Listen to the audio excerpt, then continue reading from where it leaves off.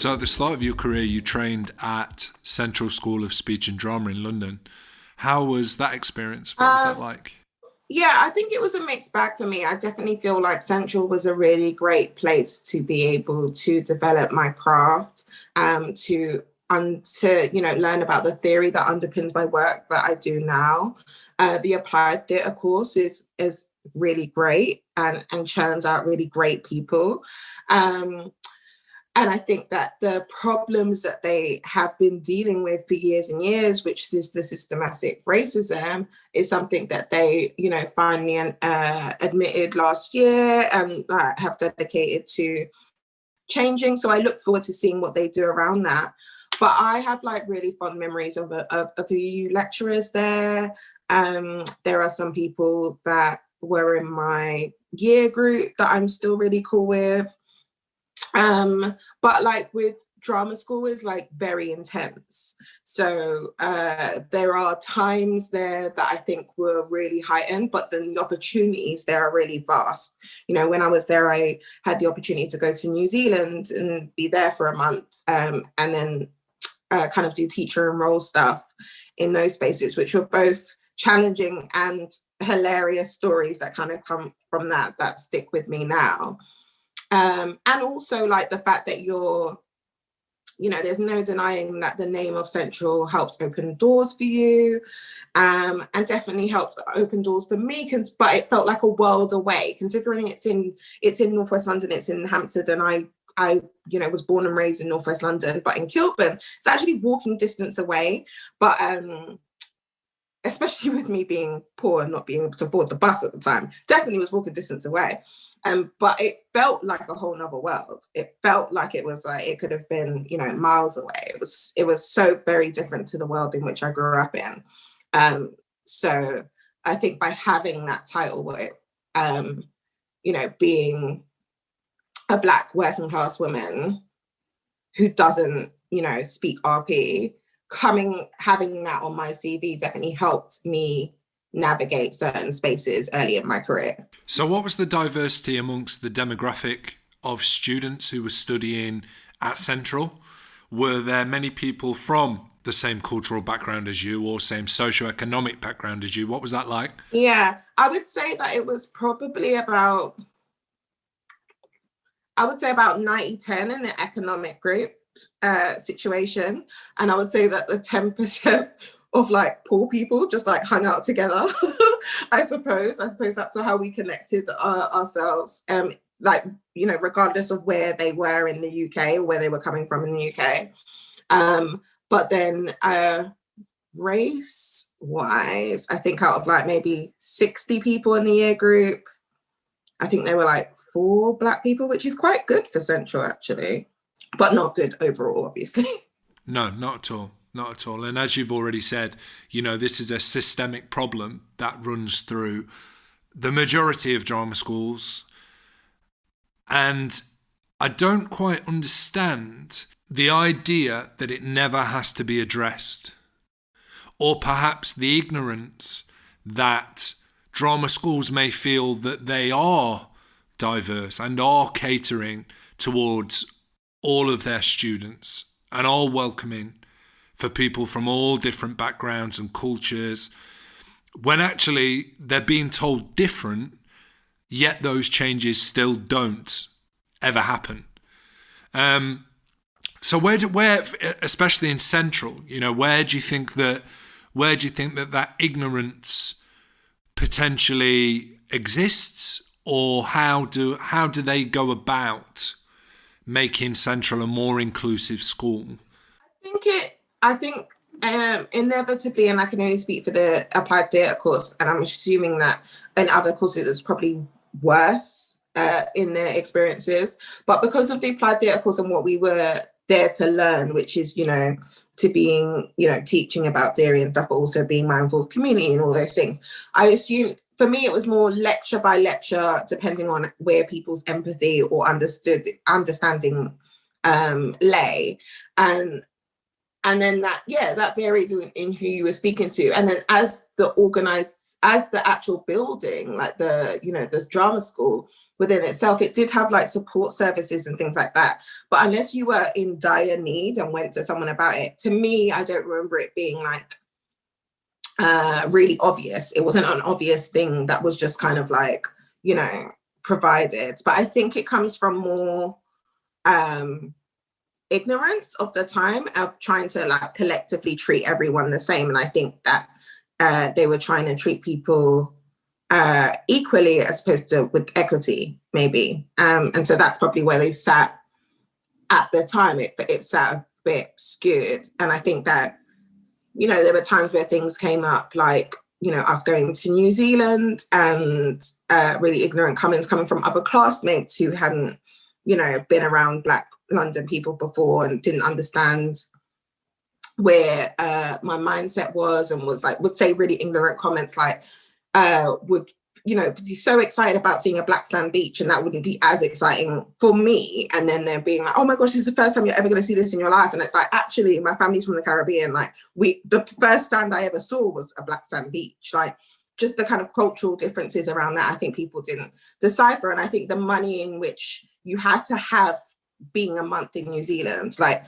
took me months to recover from. There were things that you could apply for in like AHRC and money and stuff like that to support your flight and whatever, but just like spending money on food and doing the same activities that everyone else and feeling like you fit in that, like is a lot of pressure, and there's a lot of I just don't think it was really considered as much as it should have been.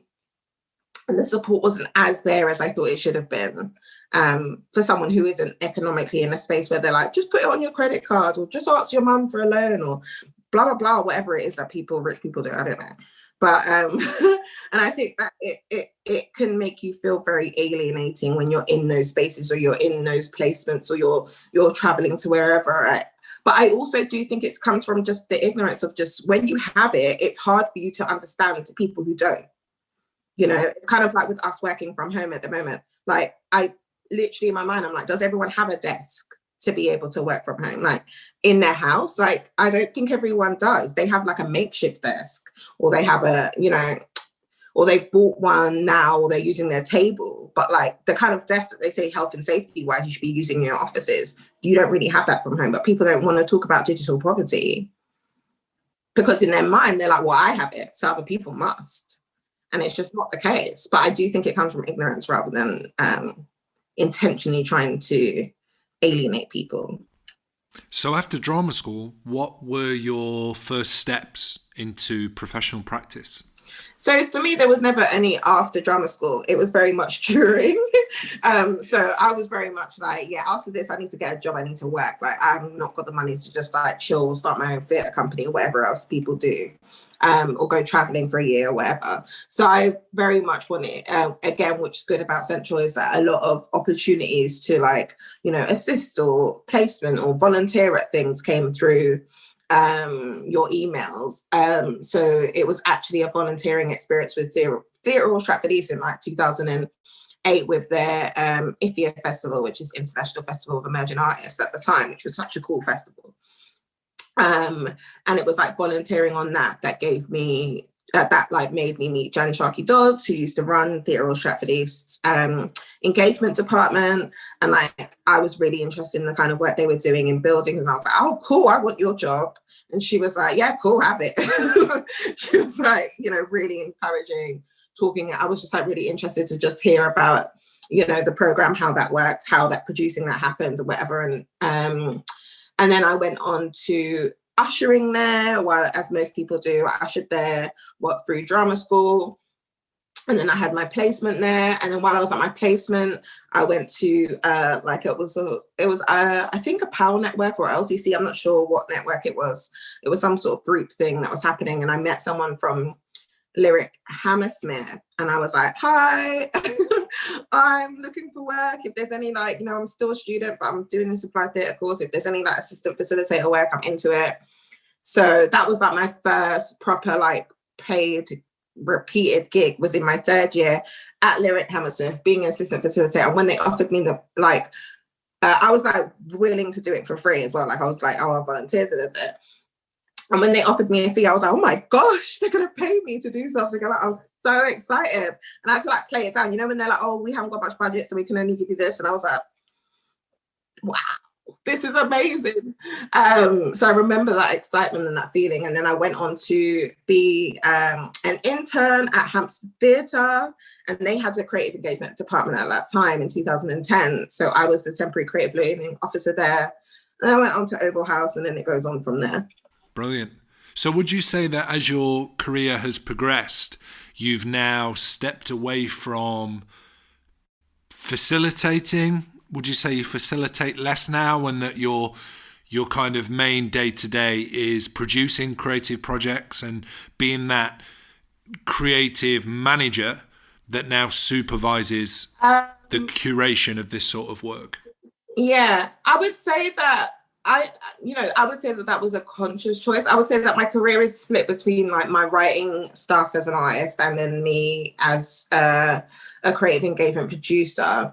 And I think that I still have the ability to deliver workshops, and I still do deliver some workshops, mostly writing workshops, producing workshops, things like that, rather than facilitating just drama workshop games or like intro to or things like that, or delivering something that is more kind of leaning to facilitate a director, because I was never really interested in directing. So I think that's where it kind of moved to. So yeah, I would definitely say my career has moved on to being a producer / writer now. Cool. Shereen, what are some of the biggest differences in venues that you've worked in? Like, what are the things that maybe upon reflection you've kind of said, you know what, here they did this really, really well, and actually now I'm at this theatre, I've realised that maybe they didn't do that very well. Like, there's some really integral things that you've picked up on throughout your development and time working for different organisations? Yeah, do you know what is right? In reflection, can be very, I was very lucky to be able to have worked with all the organisations that I've worked with. I've worked with a lot of London organisations, like in their offices, in their buildings. And, being in roles of which you can just observe a lot of stuff and really kind of soak in that learning. And I definitely think that I've taken a bit from every organisation. I've been through small organisations, I've been through large organisations like Barbican and National, and I definitely take a bit from all. And then also it kind of shapes you to be like, what kind of producer do you want to be? Are you a cross arts producer or a dance producer? Are you a theatre producer? Like, what is your interest like? And I think having all of those things have really shaped where I am now. I'm more focused in exactly what I want to do, what I'm interested in. But I think what really struck with me is the communities in all places, obviously, but specifically, I feel like there's something about East London communities that are really rooted in that word community. Like, they really, I feel like my time with Theatre Royal Stratford East and Hackney Empire, like, people would have just gone there to just hang out. No matter what happened, like they could literally been like, there's some tea, and people would have been there. Like, or they could have been like, just come and we're doing a photo shoot outside, and people would have been there. Like, and I feel like, and when I went to schools in Hackney to deliver stuff, when you'd be like, oh, who knows Hackney Empire, all the kids would put up their hands. And you don't get that all the places. You don't get that everywhere in London. And I've now worked in most places in London, or everywhere in London. And you don't, like, even how big National is, you'll go to some places and they'll be like, oh, do you know National Theatre? And they're like, not really. But those people know Hackney Empire. And I feel like that tells you a lot about how committed they are to the community. Yet probably they're the least resourced venues out there, but they really care, in my opinion. Not that other places don't, but you can tell that it's very much like East London born and bred energy that's there, which I thought was really inspiring to me, of how we talk about community. And maybe it's also in the fact of them employing some people that actually live in the area and embedding that in a way that really feels local, I think is really nice. And I thought that it was very indicative to how East London was until I came to Young Vic and really felt like at Young Vic, I don't know about other South London venues so much, but at Young Vic, the community that has been grown within neighbourhood theatre specifically has very much that energy of like feeling like they own the building. The people who encompass it, the participants, own the space. It's not about us and what we're delivering per se. It's more about them and what they want, and it's us responding to them, and we have that responsibility to do that. So other than, as you've said, the fact that they proactively employ artists and people from the community to help really embed it and develop those pathways, what do you think are the other invaluable ingredients for creating a theatre that feels and is representative of its community? I think it's partially that, but also like, you know, as I said, I'm from North West London, so, and I've worked in most organisations, but I think it's really about understanding the area that you're in as well. Like, I think getting up and getting out of the building and actually exploring the area and like finding out what where your local is, and finding out where like young people hang out, or finding out what community centres are out there, finding out what resources are in those communities are really important. Like, often when people talk about, oh, we're doing these great things, I'm like, okay, but how far reaching is that? So, you know, in regards to physical miles, how far reaching is that? Because an area is vast. And so we're not just talking about, if we're talking about, you know, Young Vic, I'm not just talking about the cut, and I'm not just talking about up till Elephant and Castle. We're talking about Brixton, we're talking about Peckham, we're talking about Bagel King, we're talking about Aylesbury Estate, we're talking about Burgess Park. And I've never lived in South. So I would love to have, I would say that having the energy of, you know, we're talking about Bermondsey, places like that, and having the energy of the area in your building, you need to come out and come back in. You need to really explore what's around you. I think it's important. I completely agree.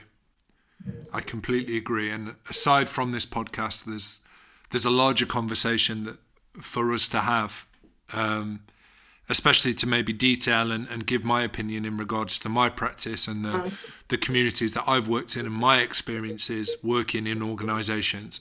But I think you're completely right. I think the solution is that the further up organisations you go, the theatre and the organisation is representative of the communities that inhabit its cities or its towns, that there is a spread of opinions and voices around that table. But sadly, I will say the shorthanded version is that what happens, or in my experience, what I see happening, is that organisations aren't diverse enough. They don't make enough proactive effort to actually be responsible in regards to who is out on the ground and who is actually putting in the effort and the time to create cohesion between an organisation and the community it represents. And all that does is result in opportunistic, tokenistic statements that organisations are constantly doubling back on themselves to try and make themselves appear as if they are representative, and they're not. And I don't quite know how you remedy that other than the things that we've both suggested. I don't know. What do you think? Yeah. No, I genuinely think that I agree with that. I would say that I'm very lucky to work in an organisation now that has those people. Like, I genuinely think our artistic director and exec director are those people and actively do go out in the areas and actively. But I think it's because if you look back at their job history, that there's a creative engagement element there. And often, and you see the same with like Lynette Linton at Bush, like her history at Gate has that creative engagement. So, and Daniel Bailey as well, and they're kind of working together to make sure they build that up in that West London. Like, you can see that from those people. So I think it's about, and Roy Alexander Wise, with him going to Manchester and his background being in creative engagement as well, and you can see the priorities in his programming.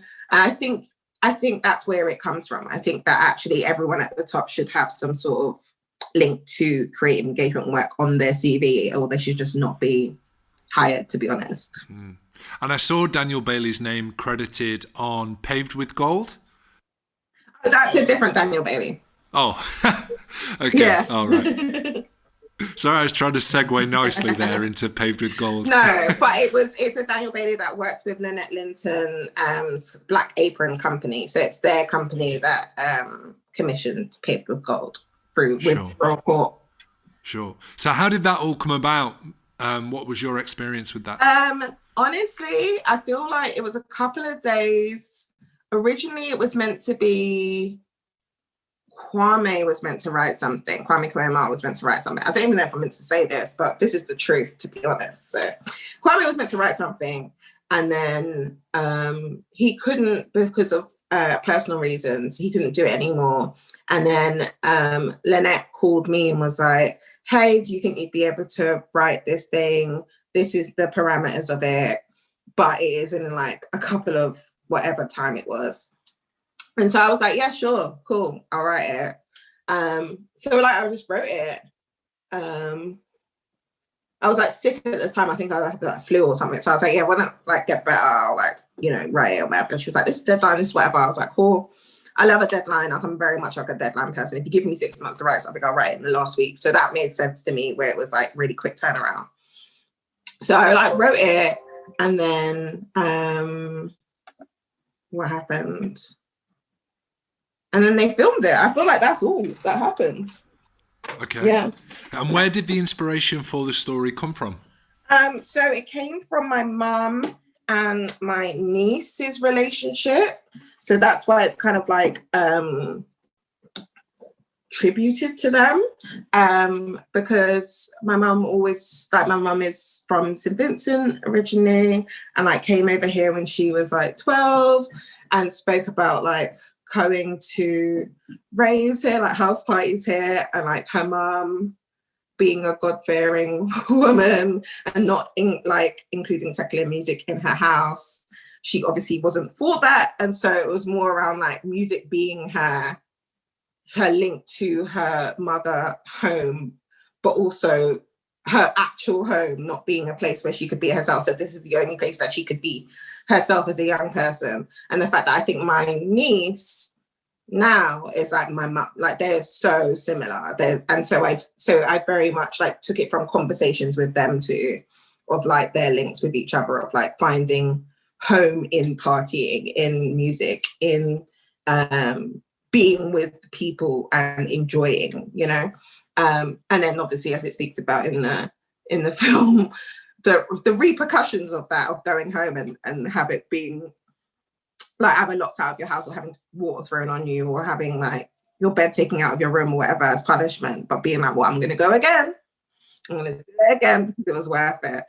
And that just kind of cheekiness of like, I think is really interesting, because people think of their mothers as their mothers, but actually they're whole human beings that have a whole life before you. And so I thought that was quite interesting to have like someone like Angela Winter, who I think is really similar to my mum anyway, in like grace and energy, represent that character and like flashback into how that made them feel. So that was really special project to me. And obviously linked to the kind of provocation of the Windrush 70th anniversary. So obviously, yeah. And how did they react to that? Obviously seeing or hearing their story kind of being fed back to them. Did you tell them that that's what had inspired you to write the story? Yeah. They came to like the premiere that was like a Royal Court. They really liked it. They really enjoyed it. They thought it was like written really well. And they were like, that is spot on, like in regards to just the dialogue and the pace actually in which, considering I wasn't directing, like the pace in which Angela delivered it was exactly how it was in my mind when I was writing it. So yeah, they thought it was beautiful. Yeah, so did I. I've thoroughly enjoyed it. It was a really great piece of work. Yeah. So you're now the director of Taking Part at Young Vic. How did you end up at Young Vic? I guess if you're saying that your career's kind of meandered you in that direction, Yeah. How did that all come about? So really funny story. Basically, and we're going to go back and we're going to go forward real quick. So basically, when I was in drama school, in my third year of drama school, I read Kwame Kwei-Armah's play, Almina's Kitchen, and I was like really inspired by it. And I was like, this is a great play. Who's this guy? Like, I didn't know nothing about nothing. Right. So I was like, who is this guy? Who wrote this? Like, there's a black man that writes a play about like Caribbean in a restaurant. Like, this was mind-blowing to me at the time. And then at Central, I remember people being like, oh, you know, he's quite a big deal. I'm not sure if we'd be able to get him into the and then I saw that he was having a play at Tricycle at the time. It's called Tricycle, it's in Kiln now, which obviously is in Kilburn, which is down the road from my house. And so I saw that there was like a Q&A section bit. So I was like, oh, I'm going to book to go to that. So I went down there. And this is what I'm saying about like people helping out communities. So I went down there, I didn't have enough money. And they were like, oh, you know, we have discounts for Brent residents. And I was like, yeah, I'm a Brent resident. I was like, boom. And I'm a student and I'm this. And then like everyone helped me out to get these tickets. So I got tickets for me and my mum. And then we went down there and then I asked a question about something. I think it was about multimedia and theatre. And then afterwards, everyone's like queuing up to speak to him. I queued up to speak to him. Before I spoke to him, he was like, oh, just want to say like that was an amazing question that you asked about it. Most people just ask things like, how do you learn your lines? Things like that. And he was like, oh, that was a really interesting question. Are you a student or something? I was like, yeah, I go to Central. I just like told him the story of Almina's Kitchen, and I was just like, you know, I just thought I'd come down and spend my last money on tickets for like to see this, and I'm so excited. And he was like, oh my God, you spent your last money. I was like, yeah, but don't worry about it. And he was like, hold on to the queue, and he took me to the side of like the bar bit, and he took out £20 out of his wallet, and he went to give me £20. I was like, no, you don't have to give me back the money. He was like, no, like you've invested in your future, and so what you'll do in the future, because you will make it, you'll invest in somebody else's future. So this is me investing in you, and now you need to invest in somebody else, right? And he doesn't even remember this. I reminded him of this recently, but he didn't remember this. But this was like a big spark in my life. That was a big thing that someone done for me. Really massive. And then I was like, oh my gosh, like you're amazing. Can you be my mentor? So he ended up being my mentor. And I spoke to Central and I was like, what exactly is a mentor? So they like sent around the guidelines of what a mentor is. So they like helped kind of fit that. And then he came and spoke to us at Central, like our class and stuff, and was like, oh, you know, I'm only here because Shereen asked me, and like, you know, that upped my upped my credentials at Central, which was good. And then he went to Baltimore, obviously, to be artistic director. And then I didn't see him for years. And then because Young Vic was always seen as a director's theatre, I didn't really pay much mind to it. So as I said before, I didn't want to be a director.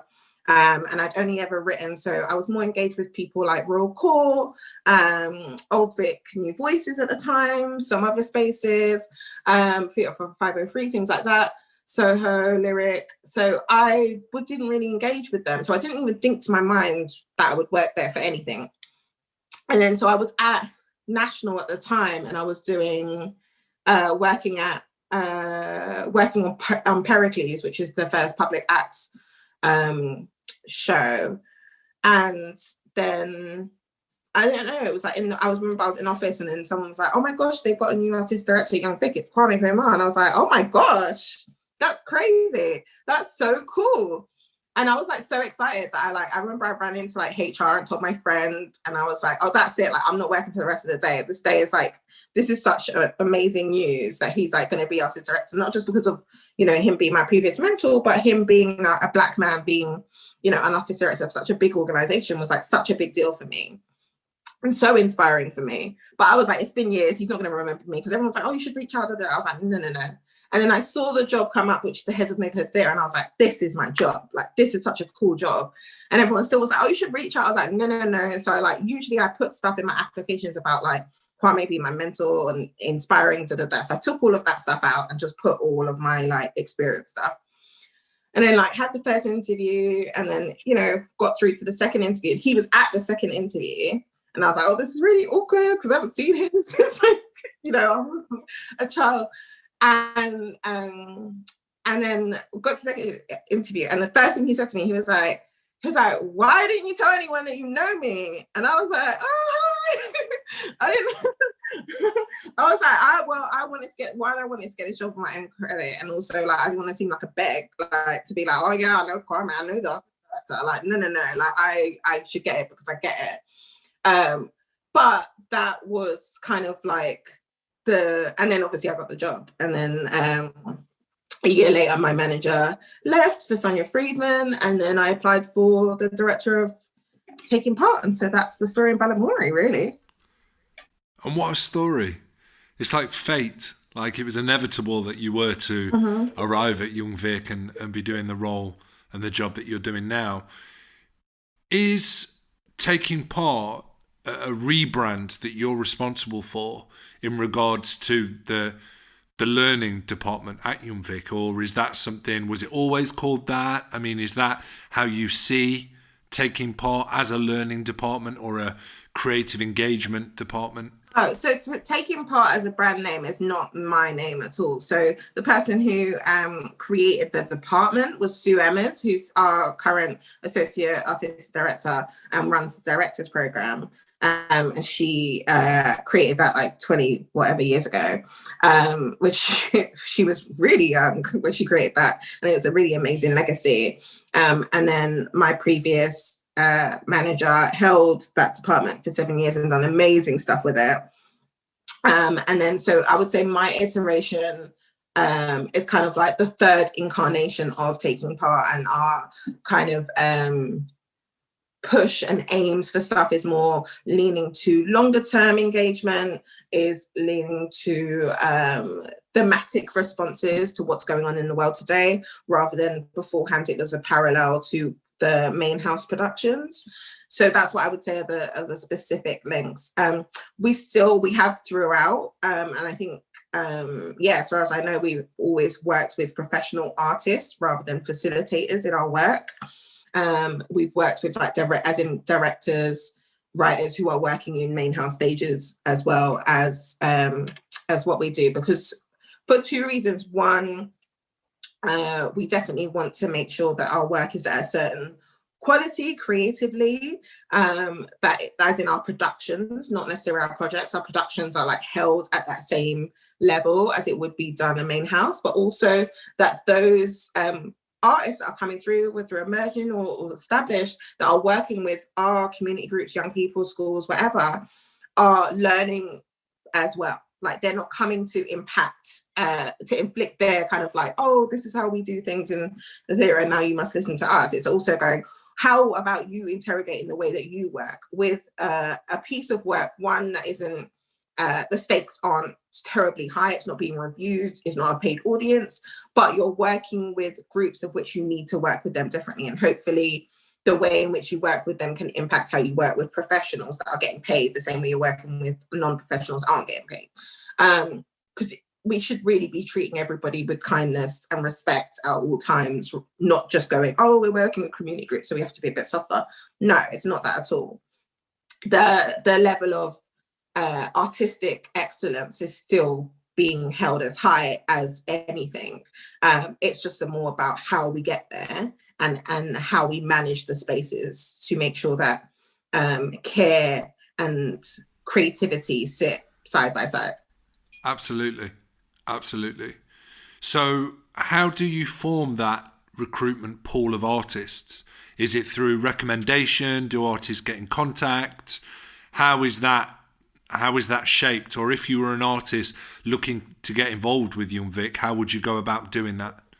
Yeah, so there's two things. One, I'm actually looking now, especially like post, I was going to say post-COVID, but we're still in it. We're post like lockdown world of last year. I'm looking at how I can like open the pool out so that people feel like they can just like holler at us and be like, oh, you know, if there's anything going on, because you do get random emails from people about stuff, and some stuff might trigger and you're like, oh yeah, let's have a meeting. But I feel like it feels more like in the know, and it feels like a bit beggy as well. Like, and I want people to feel like we can just have conversations about stuff and that everybody is considered. So I'm thinking about that at the moment. So I don't have the answer for that in the future, but it will be coming out this year. But I would say that previously it's more in regards to what I've seen. So it's actually about seeing people's work. So we were very much encouraging people to like invite us to stuff, like let us know what you have going on, like seeing things on Twitter of what's hot, what's happening. And then looking basically on the free sheet of like, oh, that was a great lighting. Who's the lighting designer on this? Oh, that's great sound. Who's the sound designer on? Who's the writer for this? Who's the director for that or whatever? So it's more, and like we used to, we obviously, well, everyone used to go to Edinburgh Festival and stuff and see the work there as well, was really where we kind of sought out people. And we took unsolicited emails, obviously, from people, and I still do. But in the world, and why I say now I'm really rethinking about how to do this, because in the world of like having a year of not very much, apart from like some digital output, how do then we start to re-engage some of those artists that are up and coming, that have been doing those programs, that have been like, you know, had some stuff on stage, that want to develop it further and want to get in touch with us with various roles. Like, it's a tricky thing of how to make that happen without seeing people's work. So I'm looking at that. Cool, okay. And what are the different strands of taking part?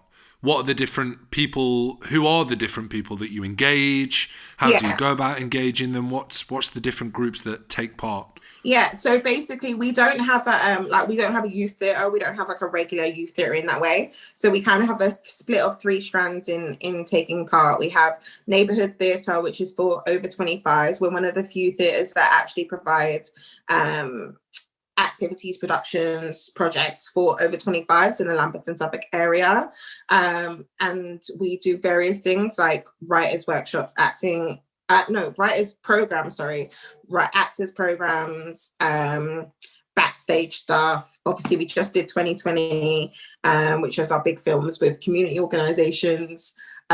We've done American Dream in the past with Emma Dennis Edwards and Daniel Bailey, and that was fully fledged production in the Clare.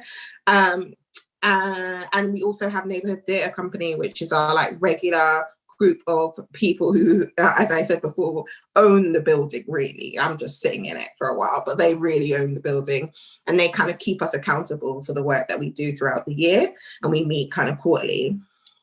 And then we have participation, which is our under 25s informal kind of strand, where it was just basically young people outside of education, aged I think from 11 plus, from 11 to 25.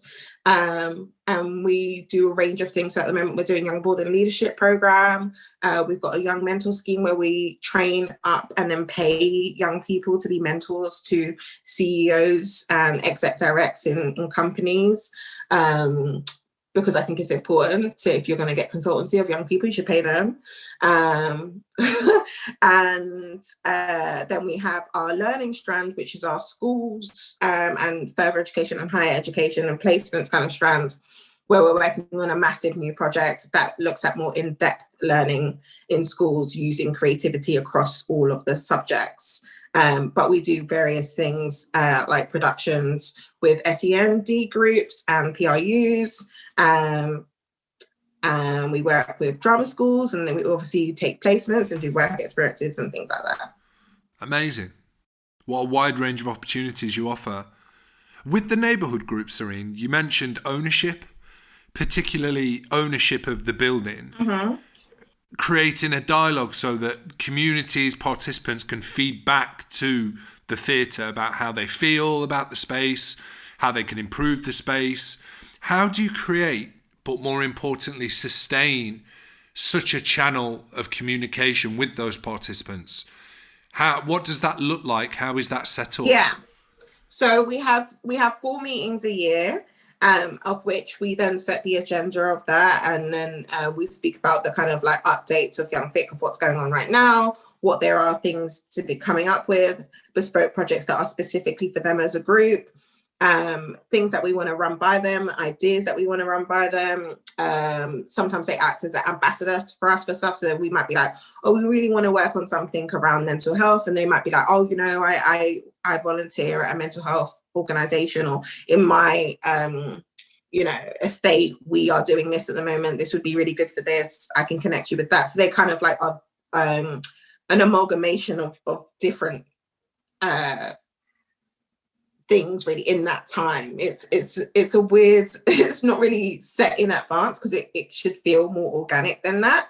And then outside of those set 4 meetings, then they have access to us at all times. Like we have a neighborhood theatre inbox that they can email us at any time about stuff. When I first started, they were very much like, a few of them were very much like, can we grab a coffee in the bar? Obviously, we can't do that anymore, but can we grab a coffee? And I was like, yeah, sure. And we just chatted to them. Sometimes they would just like turn up at box office and be like, oh, blah, blah, downstairs. And you just chat to them. Or they'd like engage in a project of ours or feedback about stuff that, you know, also good things for us to know of being like, oh, well, you know, this project really worked well, but actually because I work, can it now be at 5:30 rather than 5? Like things like that we consider in regards to our feedback and our planning of projects. And then I would say that, which is really good in regards to that, is that they get invited to stuff. So they get invited to like press nights, and they get invited to like theatre clubs or the projects or just one-off things that we're doing. They would kind of be part of that as much or as little as they wish to. Great. And how can people get involved with some of the things that you've spoke about today? Is that just a simple email to yourself or to box office? No, they literally just email. So as if you're over 25, you email Neighborhood Theatre and just say, hey, I want to sign up to your mailing list. And if you're under 25, then you just email participation and just say, hey, I want to sign up to your mailing list. All of the details is on the website anyway, which is YoungVic.org, but the email is literally participation@YoungVic.org and neighborhood theatre @YoungVic.org, and just say, yeah, I want to sign up to your mailing list, and that's pretty much it. Easy. Great. So the participation strand, that is specifically for young people outside of education, is that right? Yeah, but obviously, you know, you could still be in, it's more in regards to if we've engaged, so learning is more if we've engaged with you through your school. So you wouldn't really sign up to learning in that way, even if you're in school. But say if you're like 16 and you're like, oh yeah, I'm in sixth form, but I do want to be part of this, then you go through participation, because it's not like we're engaging with your whole school. It's just you as an individual, but you would be doing projects that would be informal rather than with your school as a whole, with your class. I see. What influences the participation work? Like, how big is the company of young people that you're working with? Do they attend different workshops? Is it different young people each time, or is it a set group that meets each week? No, it's completely mixed. So we have on our participation mailing list, we have 1,700 and something on our mailing list, and we do newsletters. So we send them newsletters or opportunities that are coming up, both paid and not, and then they just sign up to what they want to. Cool. The 2020 films, let's talk about those, because I absolutely love them, and each one of them was so unique. I enjoyed watching all 3 of them. Yeah.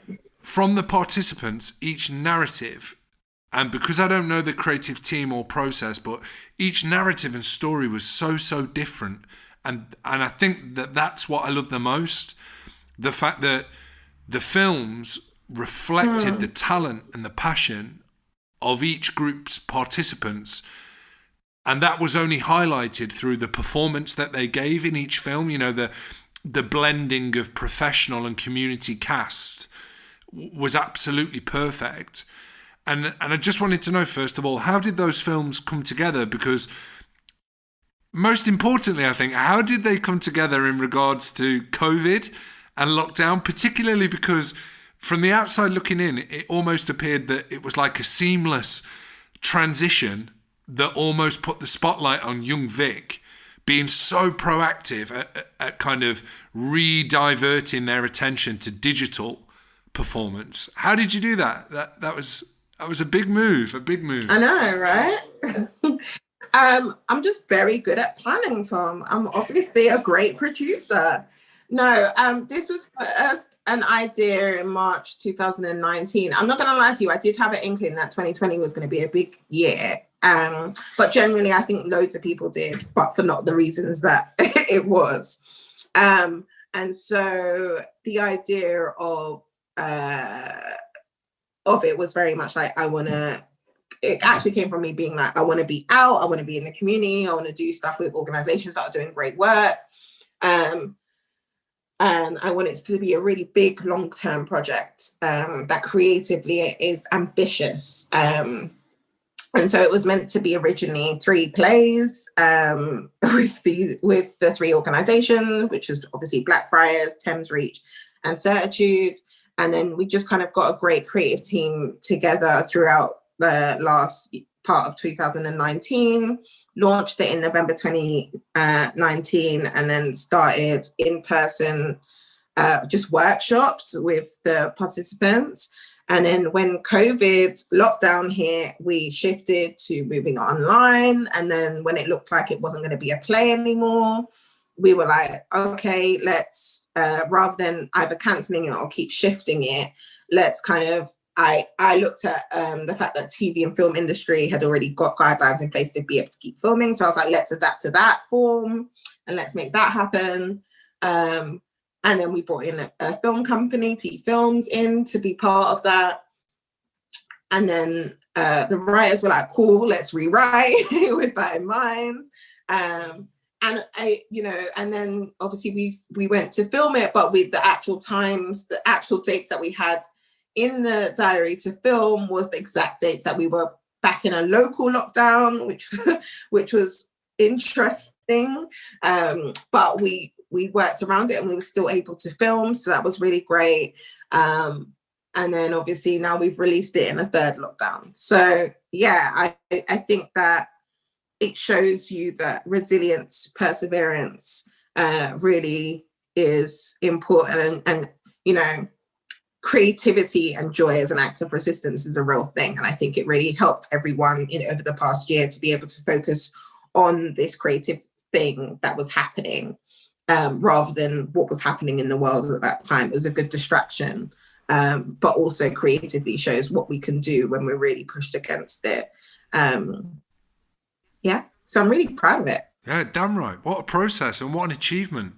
After listening to what you've just said, the story of your tenacity to see this project through during such a chaotic time just raises the value of that work even higher, especially because you have a community cast as well, and the commitment that you had to them, and you saw that through even throughout all of the mess that was lockdown. Like, what a story.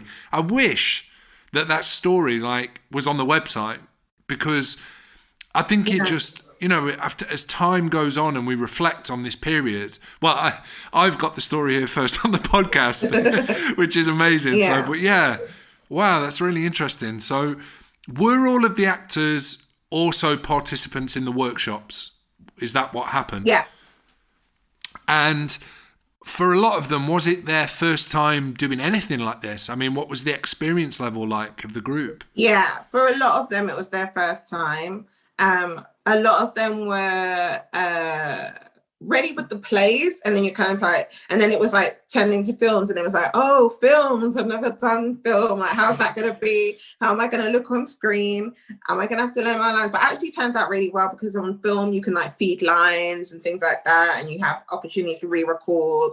So we were just don't worry about it, it will all be sorted, we can edit stuff, we can work stuff out. And we wanted to make sure that it felt as easy and seamless as a process, but also fun as a process and safe as a process as possible. So I think that it's really interesting, because we had the watch party actually for it when it came out, and the organizational leads were oh my gosh, to blah, blah, blah. You were I'm not going to do this at the beginning of the project. I'm not going to perform. They can't make me. And then now you're lead person in this. And, it's so interesting when I go through this process every time when I'm creating a production, where you always get participants that are nah, this isn't for me. No, you're not going to get me to do this. And I was okay, cool. I mean, it's not we're pushing anyone to do anything. We're just cool. Let's just take it one step at a time. Let's just do this, and let's do that, and let's do that. And if you want to be part of it, then cool. If not, then that's fine. And often that people just get sucked into the creativity. The creativity is too infectious, where they're just oh, okay, yeah, actually, I wouldn't mind doing this if I have this. And it's yeah, fine. That's completely possible. So I think it's just about meeting people where they're at and then letting them go on that journey. Every time. And it's almost the opposite of the path of least resistance, isn't it? Did you already have the partnerships with those charities set up? If not, how did you set them up? And how are those relationships now the project is finished? What's the legacy? Is there any legacy to the work that you've created? Yeah, so I definitely would say that at Thames Reach, I'd worked with before at National, but didn't have a relationship with Young Vic beforehand. So that was nice to bring them in that way. Blackfriars, we used to offer them tickets because we also do a free ticket scheme for when we're open, obviously, and have shows for people in Lambeth and Suffolk. So they've come in that way. And then Certitude, I think we only started having a relationship with them like 6 months before that, when we'd done another project called Unpacked.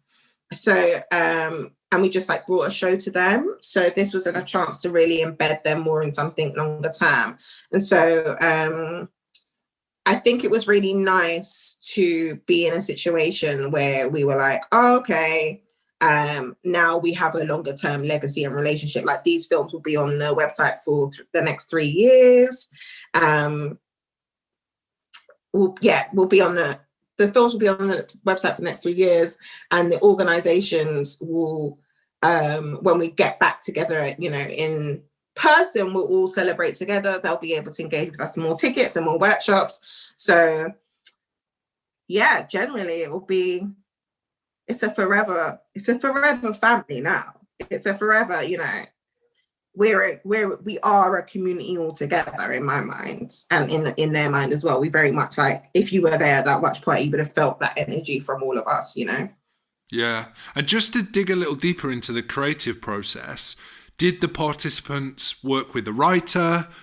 How often were the workshops? Were they week to week? Or did you do a couple over a few days? What was the creative process for those participants? How was the work generated? Yeah, so they were weekly workshops, and it started with the director and assistant director, and then it moved on to the writer, and then eventually it was meant to be scaffolded in a certain way, but obviously, you know, COVID kicked up stuff. So, but they had then workshops with the designer and the sound designer, and then the film company. So they had those kind of like week to week build up before kind of going into rehearsal mode. And how did they then handle the rehearsal process? Was the energy different to the workshop energy?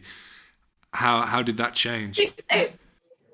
Yeah, people are really excited once they have a script, I think, because they're like, oh yeah, that came from this workshop that we were talking about the other day, and this is what I was saying about blah blah blah.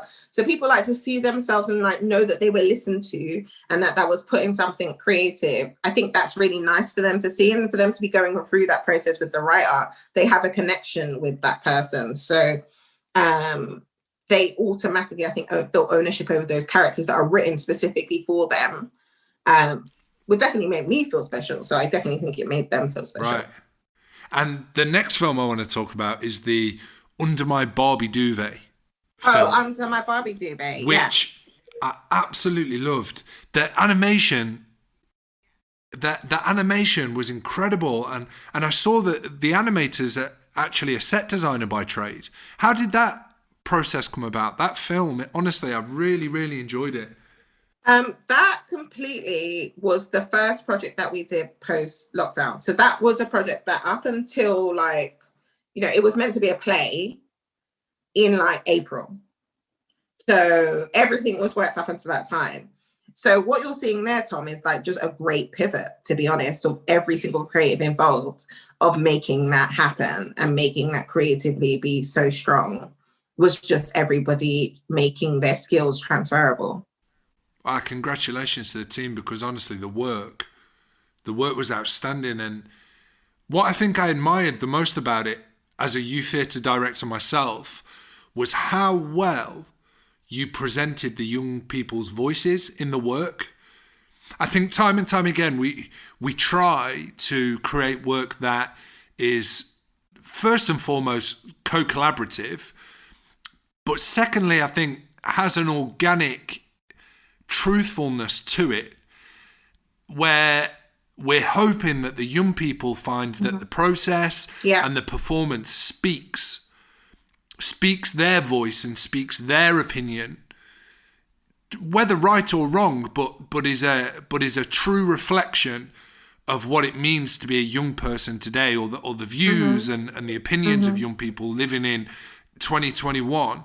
And just some of the discussions and some of the topics that were brought up, like how well those workshops must have gone for you to be able to generate that sort of content. What was the process like? How did the young people make that work? And as a facilitator, how did you go about drawing that from them? What I will say is actually, like, it's not very different to the question you asked before, to be fair.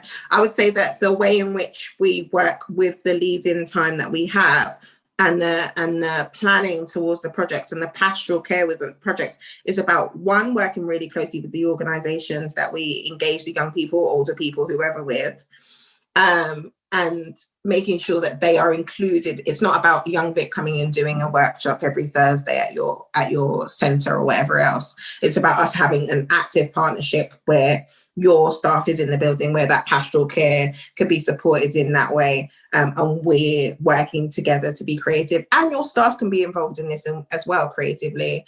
So we feel like there is an active exchange of practice happening. And so I think we do that approach to every single thing that we do. And the longer term and more in depth, the better, in my opinion, the quality of the work comes out of it. Yeah, I hear that. Well, surely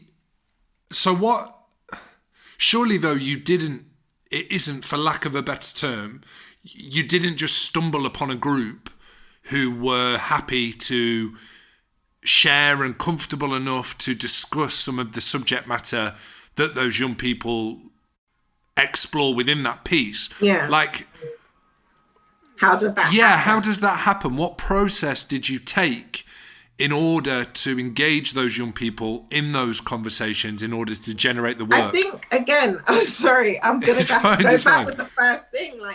I think when you have a true, it's kind of like, ask yourself, how do you get to in a space where you feel comfortable enough to discuss your personal business with your friends? It comes from growing an energy of trust and loyalty and longer term example of relationship. And so again, I just have to kind of go back to, if that's our ethos from the jump, then it will just naturally come out in those conversations. It's not about us coaxing for what we're not looking for anything. And I think young people, older people, everyone can see through people's aims and objectives. And we're not coming in there with an aim of objectives. We're not like, tell us your trauma story, or tell us when you found joy, or tell us whatever.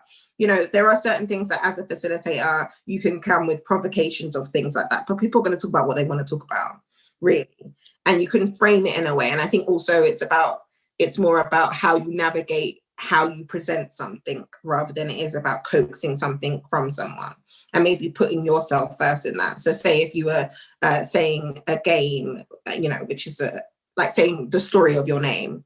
And then I would start with myself and I would talk about the story of my name. And I might say something that to everyone else seems really personal, but I'm really happy to share, might help that energy of being like, I've shared something personal about me, but isn't too personal that it's indicative of now where you're not going to know where I live and where I work and who my friends are and all of this, but it's personal enough to know that I trust you in this safe space. And I think by creating an environment of safe space, people will feel more inclined to speak up about what they want to speak up about. Yeah, and how did the young people react to seeing the film? Obviously, they were expecting to make a performance.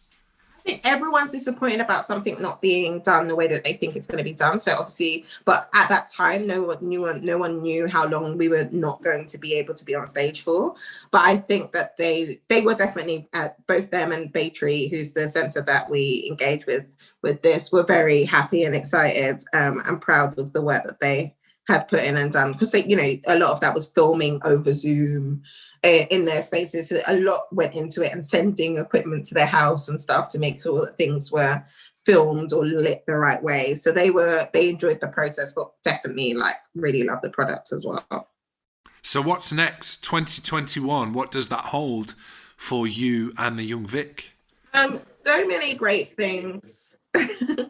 So later on this year, we'll be doing a project called Unpacked, where we'll be taking something really exciting to community organisations and individuals in Lambeth and Southwark.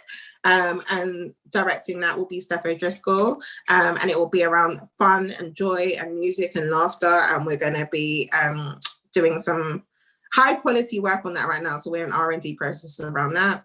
And then also we are going to be doing our next 2020, as it were. So we're going to be, it's not going to be called 2020, but we're going to be doing our next kind of longer term engagement project. But this time it will be aimed at young people. So I can't talk about it too much yet, unfortunately, but I would say just keep watching the space of Young Vic website, our Twitter, Young Vic taking part, and signing up to our mailing list. Brilliant. That's really good to hear.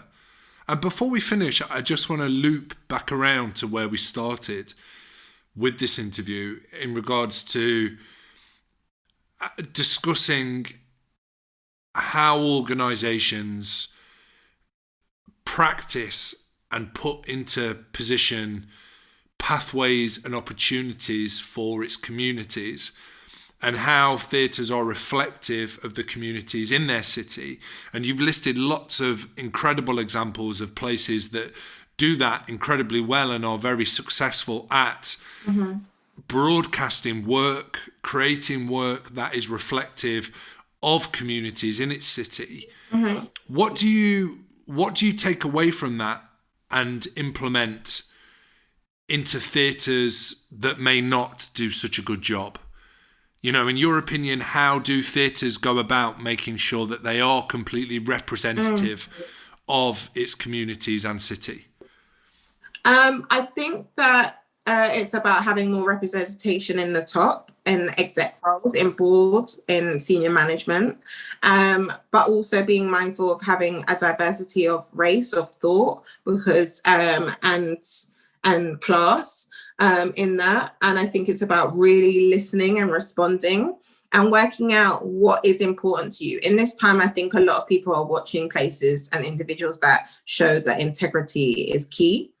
And a lot of people haven't been showing the best of themselves, and people have a long memory. And I know I have, whether it's, you know, individuals, whether it's organizations, whether it's agencies, whatever. I have a very long memory, and you never know who's going to make it at what time. You never know who's going to be hiring you at what time. So whoever feels like they're at the top and untouchable and making these decisions really haphazardly, they need to really be just, I think, mindful of how the tables can turn, really. And I think that people as well who are at the top or in senior management roles who are more diverse and feel quite lonely with that, them just like really working hard to keep that door open and pushing those agendas to making sure that we have more of a range in our industry, and we actively commit to the cultural reset that we've all been. And if I didn't love them, I wouldn't say this, because I don't love everyone, I promise you that. But I would say that Young Vic actively wants to listen. There's a difference between pretending and putting out a statement and actively wanting to listen. Often we talk about things so much that we don't make a decision quick enough, in my opinion. But we talk about things and we want to hear what everyone thinks. And we take the time to do that. And I think that often fools rush in. And so with that listening came initiatives like having the ambassador trustees that we've recently gained, having stuff like our Young Board and Leadership program we're doing in participation, having stuff like training our young mentors to actually pay consultancy to pay them to give consultancy to older people rather than just expecting young people to do that for free. And so you're honouring what weight that holds and the information and that holds sends a clear message out to the rest of the organisation, to the rest of the sector, to how important we hold different ranges of thought, and how we really recognise that young people are the future of what we do. Yeah, wow, great. Thank you for that, Shereen. And I just want to say a massive thank you for your time today. It's been incredibly inspirational to speak about your wonderful career and all the wonderful opportunities that you are curating for young people in the City of London. So thank you, and hopefully this is the start of a ongoing conversation between the two of us. Thank you. Thank you. It's been nice talking to you, Tom. Speak soon. Bye.